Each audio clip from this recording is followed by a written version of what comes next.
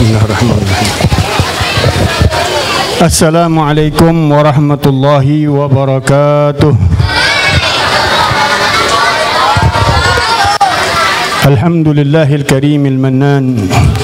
Arsal ilayna habibur rahman sayyidal akwan al-munzal ilayhil Qur'an fi sya'ni syahri Ramadan wa sya'ni al-Isra'i wal Mi'raj biqaulihi subhanahu wa ta'ala Subhanalladzi asra bi'abdihi laylan minal masjidil haram ilal barakna hawlahu linuriyahu min ayatina innahu was-sami'ul basir. Wa qala ta'ala a'udzu billahi minasyaitonir rajim. Bismillahirrahmanirrahim. Ya ayyuhalladzina amanu kutiba 'alaikumus shiyam kama kutiba 'alal ladzina min qablikum la'allakum tattaqun. Asyhadu an la ilaha illallah wahdahu la syarika lah man ilaihi yarji'u ilaihi an-nas wa ilaihi yasirun. Wa asyhadu anna sayyidana wa nabiyyana wa 'azimana wa qurrata a'yunina wa nura qulubina Muhammadan 'abduhu wa rasuluhu wa nabiyyuhu wa safiyyuhu wa khaliluhu. Allahumma salli wa sallim wa barik wa karrim ala sayyidina Muhammad sahibil Isra'i wal Mi'raj wa ala alihi wa ashabihi khairat dalina min ghairi i'wijaj wa alaina ma'ahum wa fihim birahmatika ya arhamar rahimin ya arhamar rahimin ya arhamar rahimin ya Allah. Hadirin hadirat, wabil khusus para habaib, para alim ulama, para tokoh masyarakat, para aparatur pemerintah, wabil khusus guru kita bersama Adaillallah Al-Habib Ahmad bin Ghazi Al-Bahar beserta putra beliau Al-Habib Bagir bin Ahmad bin Ghazi Al-Bahar, yang kita doakan mudah-mudahan Allah panjangkan umur beliau, sehatkan badan beliau, diberikan rezeki yang luas oleh Allah, berkah dunia dan akhirat, amin ya rabbal alamin. Dan kita semuanya mendapatkan manfaat ilmu dari beliau di dunia sampai akhirat, amin ya rabbal alamin. Dan semua yang hadir, yang laki, yang perempuan, yang tua, yang muda, guru-guru kita Al-Habib Fikri Abdul Qadir bin Ahmad Al-Haddad, Habib Ali bin Ahmad bin Abdul Qadir Al-Haddad, Habib Salim bin Ahmad Al-Attas bin Muhammad Al-Attas bin Haikal Al-Idrus, dan para habaib yang tidak kami sebutkan satu persatu. Mudah-mudahan Allah Subhanahu wa taala berikan keberkahan pada malam hari ini dengan datangnya para habaib kita di tempat ini, membawa tumpah ruah curahan berkah dari Allah sebanyak daripada butiran-butiran air yang keluar, yang turun dari langit-langitnya Allah Subhanahu wa taala, amin ya rabbal alamin. Hadirin hadirat rahimakumullah, ada dua permintaan. Bib tadi yang bilang Bib 5 menit aja. 5 menit mau apaan ya? Habib Ahmad bilang 10 menit aja. Jadi kita pilih yang lebih, sebenarnya sih lebih enak yang 5 menit.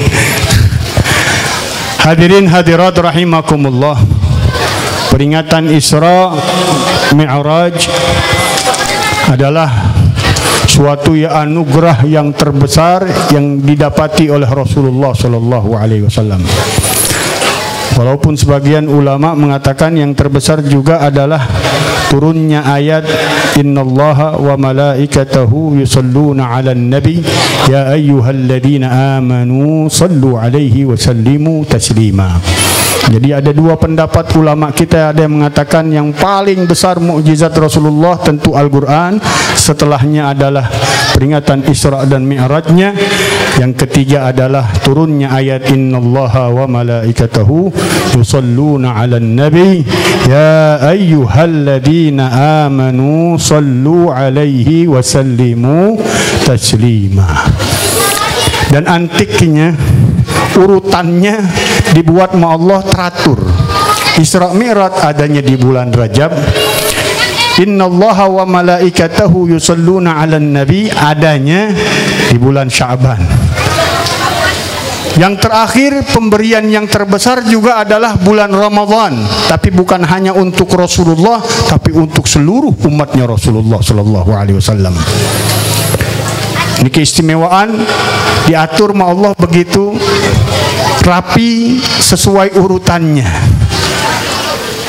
Kalau kita jalanin dari mulai Isra Mi'raj bulan Rajab kemarin, kita jaga diri kita dengan Allah, hubungannya dengan baik, dengan perintah sholatnya, kemudian dengan perintah Sya'ban sholawatnya, kita akan masuk perintah Ramadan. Di dalam berpuasa enteng, ringan, mudah, berkah, dan seluruhnya kita dapat, dan akan diturunkan oleh Allah Subhanahu wa taala dari malam yang sangat istimewa untuk umatnya Nabi, yaitu malam Lailatul Qadar. Jadi persiapannya itu dari bulan yang diagungin sama Allah Subhanahu wa taala, bulan Rajab. Ini bulan Muharram, bulan yang diistimewakan oleh Allah Subhanahu wa taala dari Syahrul Hurum, bulan-bulan yang diagungkan, dihormati, dimuliakan oleh Allah Subhanahu wa taala. Dimulai dari bulan Syawal, Dzulqa'dah, Dzulhijjah, Muharram, 3 bulan berturut-turut. Kemudian satu dipisah oleh Allah Subhanahu wa taala. Dan antiknya bulan-bulan yang sebelumnya dimulai oleh para orang-orang jahiliyah, hitungannya dari Muharram juga. Kenapa dinamakan Muharram? Karena dia sesuatu diharamkan pada saat itu mereka sepakati. Ada yang disepakati, hal-hal yang diharamkan pada saat itu untuk saling bertikai, saling berperang, saling menumpahkan darah. Mereka sepakat di bulan itu diharamkan, maka dinamakan bulannya Muharram. Hukumnya pertikaian, peperangan pada saat itu haram, tapi bulannya dinamakan Muharram. Habis Muharram, Safar. Safar bisa diambil artinya dari kata sifir, kosong-kosongan, karena sudah menjaga diri dari hal-hal yang diharamkan, sehingga bersih hatinya, bersih pikirannya dari hal-hal negatif. Mereka mengatakan itu bulan Safar. Bulan Safar diikuti dengan bulan Rabiul Awal. Rabi mulai bersemi lagi. Yang tadinya udah dia diikutin dengan pembersihan jiwa, diikutin dengan musim sekarang. Bulan itu diikutin dengan musim. Musim Rabi, musim mulai bersemi kembang, mulai awal-awal. Kemudian Rabiul Akhir, kemudian diikutin dengan Rabiul Akhir, dengan mulai bergugur, mulai habis waktu seminya, tumbuh-tumbuhannya. Kemudian diikutin dengan Jumad, mulai bulan berguguran. Kemudian Jumadil Akhir, udah habis masanya, udah nggak ada kembang lagi, udah kering, udah mulai udah tahapan gugurnya bunga-bunga, kembang-kembang, pohon-pohon sudah habis. Balik lagi Allah Subhanahu wa taala setelah memberikan urutan daripada musim, balik lagi ke bulan Rajab, bulan yang diagungkan lagi oleh Allah Subhanahu wa taala. Nah, di sini di bulan Rajab mulai mereka untuk mengagungkan bulan Allah Subhanahu wa taala, meniadakan lagi tadi peperangan, pertikaian, tumpahan darah, untuk menghormati daripada bulan Rajab. Datang bulan Sya'ban. Bulan Sya'ban ini orang-orang pada masa jahiliyah mempersiapkan untuk datangnya bulan Ramadan dengan apa? Air sumur diisi. Karena terkenal bulan Ramadan termudud, bulan Ramdha atau termudud dzunub. Ramdha maknanya sangat terik, panasnya luar biasa, sehingga mereka takut dengan kekeringan, sehingga mereka mencari air. Yatasya'ab, pergi dari kampung-kampungnya mencari daripada air di mana-mana untuk dia kembalikan ke kampungnya, diisikan sumur-sumurnya. Ini orang-orang dulu. Tapi orang-orang sekarang mungkin pergulirannya beda. Bulan Ramadan udah mulai musim hujan sekarang, apalagi di negeri kita. Maka yang dipersiapkan bukan fisik lagi, bukan persiapan jasmani lagi, tapi persiapan bukan hanya ritualnya, tapi spiritualnya. Di dalam diri kita, jiwa kita, kita bersihkan di bulan Sya'ban dengan banyakin solawat kepada Rasulullah Sallallahu Alaihi Wasallam. Dan itu merupakan zakat, kata ulama, zakat ruhnya kita. Zakat ruhnya kita adalah banyakin bersolawat kepada Rasulullah Sallallahu Alaihi Wasallam. Kalau Ramadan ada zakat fitir, ada zakat mal untuk pembersihan badaniah kita. Di bulan Sya'ban ini persiapannya adalah ruh dan hati kita dipersiapin, dibersihin. Gimana bersihinnya?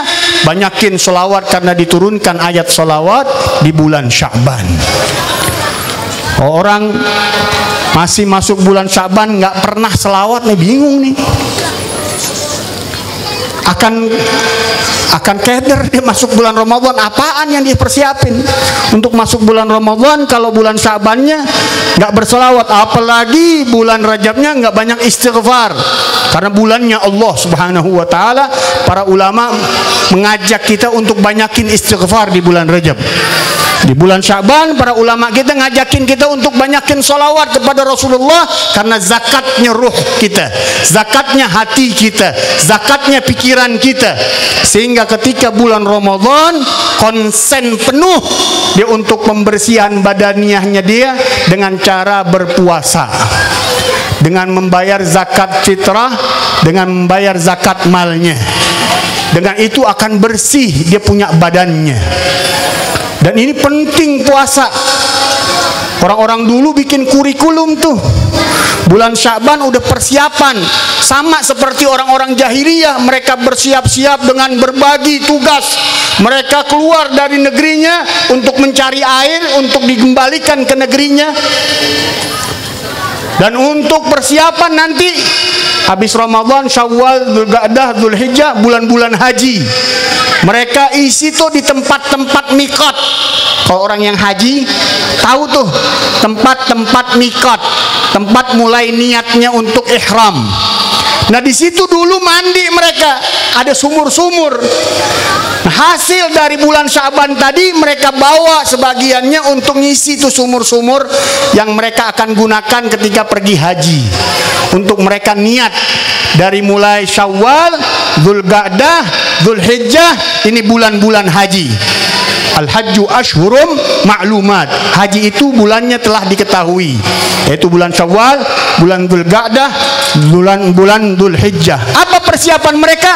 Mereka bawa tuh dagangan-dagangan mereka ke haji, juga ngisi sumur-sumur mikatnya mereka yang mereka hasilkan dari bulan Sya'ban.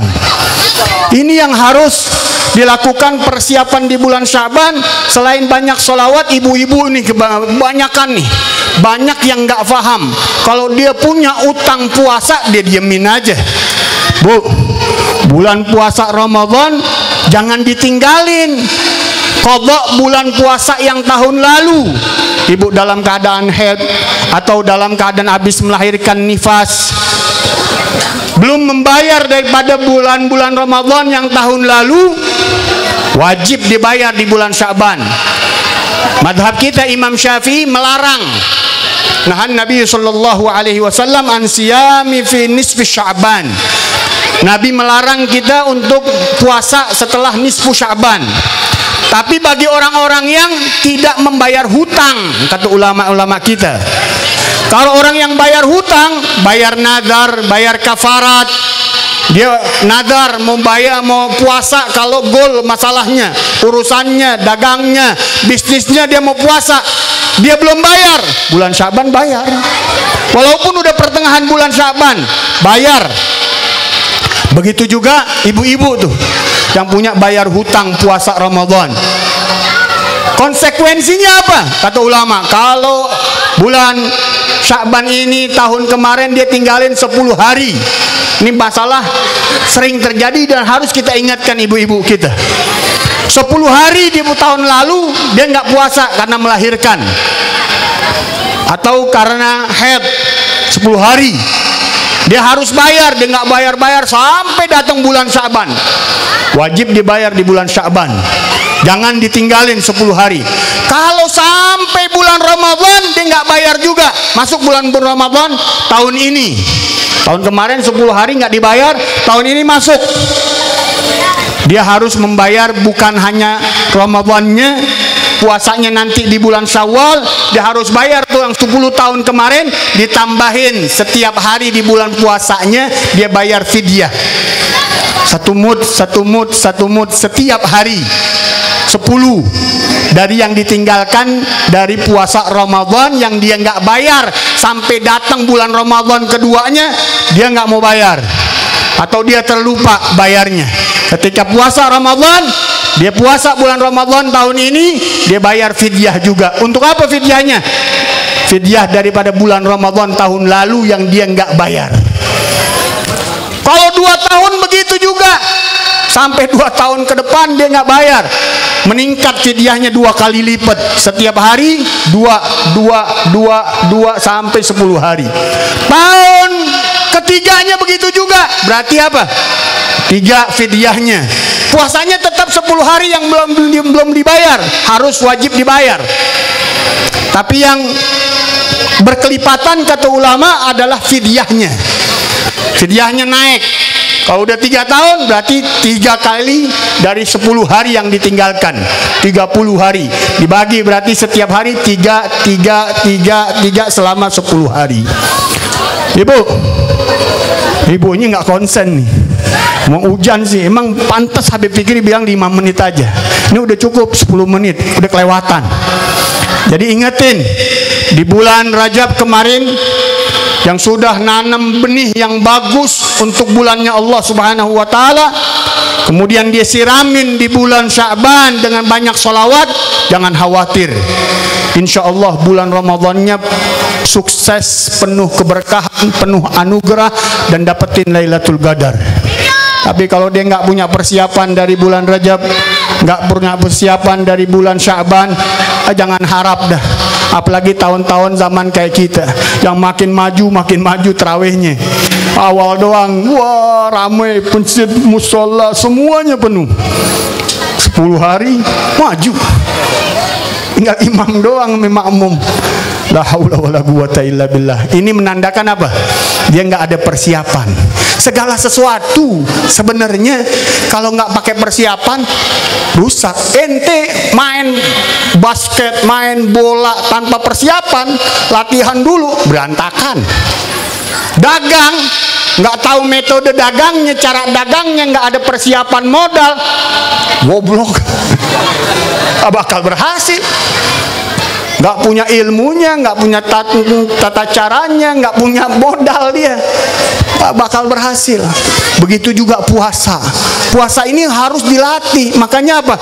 Anak-anak kecil kita umur 5 tahun, 6 tahun, 7 tahun, nggak apa-apa dia latihan. Latihan gimana, Beb? Setengah hari. Kalau udah nggak kuat setengah hari, jangan dipaksain, mati tuh anak. Emang saatnya saat latihan umur-umur segitu. Kalau udah 10 tahun bukan latihan lagi, udah wajib dia, udah balik. Umur 9 ke atas itu bisa memungkinkan anak-anak kita sudah balik. Kalau sudah balik, wajib itu anak untuk melaksanakan puasanya. Sebelumnya latihan namanya, persiapan namanya. Orang juga begitu sebenarnya. Orang-orang tua yang nggak biasa puasa, dari bulan Muharram nggak pernah puasa, bulan Safar nggak pernah puasa, bulan Rabiul Awal nggak pernah puasa. Kan puasa setiap bulan ada, tapi sunnah hukumnya. Ada yang 3 hari, Ayyamul Bid 13, 14, 15, Ayyamus Sud 27, 28, 29 atau 28, 29, 30. Ada puasa Senin Kemis, ada puasa 1 hari puasa, 1 hari enggak. Namanya Saumud Daud. Ada itu. Kalau orang yang sudah telaten, udah terlatih, Dia nyambut puasa Ramadan benar-benar gembiranya full, bukan gembira karena mau makan ada buka puasa di mana-mana, tapi memang batinnya, ruhnya udah connect, otomatis dia puasanya udah ringan bagi dia. Kenapa? Ada latihannya setiap bulan. Tapi orang yang nggak pernah latihan datang puasa Ramadan itu dikunciin tuh semuanya, pintunya, jendelanya nggak boleh kelihatan matahari, takut sama matahari. Udah nggak kuat deh kok kelihatan matahari, dia buka puasanya. Kenapa? Perutnya nggak biasa, otaknya nggak connect bahwa ini ibadah yang dia wajibkan oleh Allah. Ada latihan-latihan setiap bulannya, sehingga ketika datang waktu diwajibkan oleh Allah, dia udah paten, dia udah kuat, dia udah ampuh, jalaninnya ringan, gampang. Mudah-mudahan orang-orang Kober kuat-kuat puasanya, apa kuat-kuat makannya. Mudah-mudahan Allah berikan taufik dan hidayah untuk kita semuanya. Ditingkatkan iman kita, ditingkatkan kualitas ibadah kita, ditingkatkan kualitas ketakwaan kita oleh Allah Subhanahu wa taala, karena semua hakikatnya ibadah itu mencetak manusia-manusia la'allakum tattaqun, agar kalian menjadi manusia-manusia yang bertakwa kepada Allah Subhanahu wa taala. Itu kualitasnya, bukan hanya sekedar muslim biasa, bukan sekadar orang-orang yang beriman, tapi naik derajatnya di sisi Allah Subhanahu wa taala, orang-orang yang bertakwa dengan Allah Subhanahu wa taala. Mudah-mudahan kalaupun kita nggak sampai derajatnya mereka, kita digolongin bersama mereka, kita gelantungan dengan mereka, kita berikat badan dengan mereka. Man ta'allaq bihim adrak jami'at tuhaf. Orang-orang yang bergelantungan aja dengan orang-orang yang bertakwa, mereka akan dapetin semua anugerah-anugerah Allah Subhanahu wa taala. Amin ya rabbal alamin. Selama masih ada guru kita Habib Ahmad Al-Bahar, ada Habib Abdul Qadir Fikri bin Ahmad Al-Haddad, dan para habaib yang lain bisa nuntun, kita ikutin majelisnya. Ini akhir-akhir zaman kacau balau luar biasa. Kalau kita nggak ada yang kita pegang, nggak ada yang kita gelantungin, bahaya. Jangan sampai anak, istri, keluarga kita nggak ada pedoman yang dia pegang, nggak ada orang-orang yang dia kuat, orang-orang yang bertakwa yang dijadiin sandarannya di dalam hidupnya. Karena kekacauan di mana-mana, fitnah di mana-mana, aliran di mana-mana yang sesat-sesat, bahkan ateis yang tidak mengaku adanya Tuhan udah berkembang luar biasa. Jadi kalau kita nggak punya guru-guru kita nggak akan selamat di dunia yang penuh dengan fitnah ini. Mudah-mudahan Allah selamatin kita semuanya, dijaga diri kita, keluarga kita, famili kita, kerabat kita, anak istri kita dari segala macam bala, musibah, fitnah yang Allah turunkan, diganti oleh Allah Subhanahu wa taala dengan keberkahan, kebaikan, anugerah, keluhuran dari Allah Subhanahu wa taala. Amin ya rabbal alamin. Allahumma barik lana fima madha min Rajab, wa ballighna Sya'ban wa Ramadan, wa barik lana fima baqi min Sya'ban, wa ballighna Ramadan. A'inna 'ala siyam wal qiyam, ihfadna min adh-dhunubi wa irtikabil atham, warzuqna ru'ya khairal anam, wa ballighna al-maram wa fawqa al-maram ya dzal jalali wal ikram. Wa sallallahu ala khairil anam wa ashabihi wa ahli baitihi al-kiram. Sallallahu ala sayyidina Muhammad wa ala alihi wa sahbihi wa sallam. Alhamdulillah rabbil alamin.